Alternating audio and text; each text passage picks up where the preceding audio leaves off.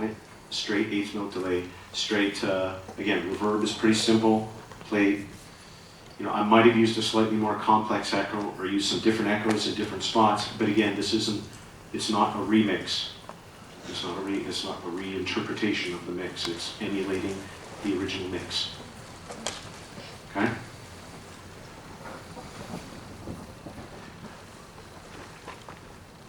Now, for the eighth note delays, let me just go through a couple of delays for you.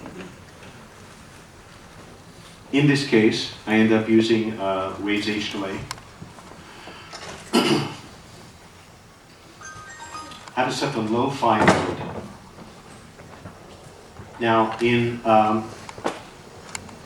go through a lot of work that goes into making super high quality delay, and then Rich comes in and goes, hey, you know all that super quality with all the full bandwidth? No, we don't want that. Why would we not want, we want to add effects to a vocal, why do we not want full bandwidth? You're going to end up having interference. If everything is always the same one after another, you end up basically having a vocal that is fighting itself. So in this case, what you have is, you have the illusion of space, but with the bandwidth rolled off, you can actually add in delay, and there you get the feeling that it has space, but you don't go, oh my God, there's echo in there. It's very subtle. And in regular acoustics, as I'm speaking with you right now, the frequencies that are coming off the walls and the side and back walls are much darker than my vocal that's hitting you directly. Right? So it's just simple acoustic principles, and the idea, again, that we're using EQ in this case to sculpt, right? So everything can live in the mix peacefully and together.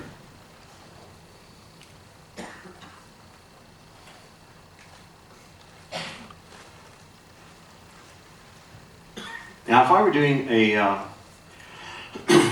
slightly more modern track, one of the other things I want to mention is there's a Fady from SSL. He turned me on to a plugin called Expert, and let me see if I can call it an Expert for you.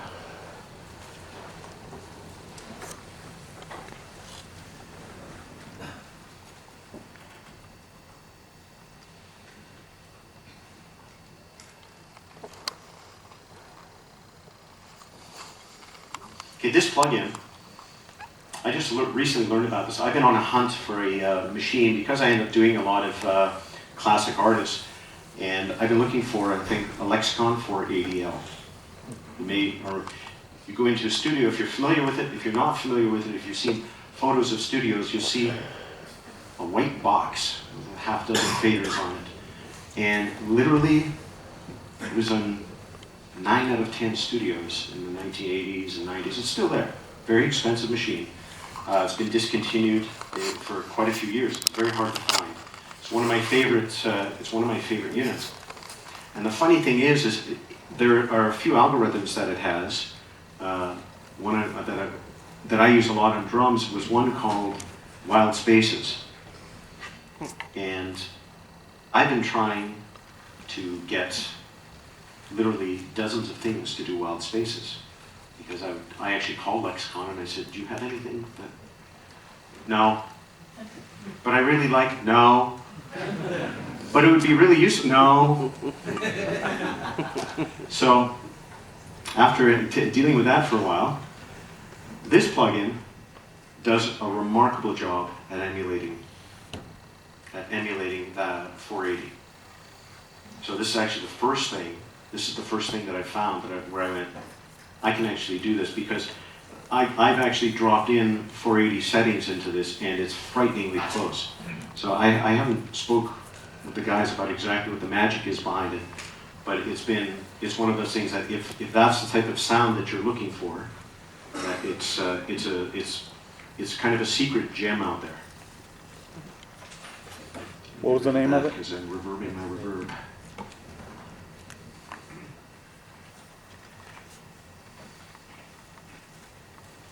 What was the name of that plugin? Xverb.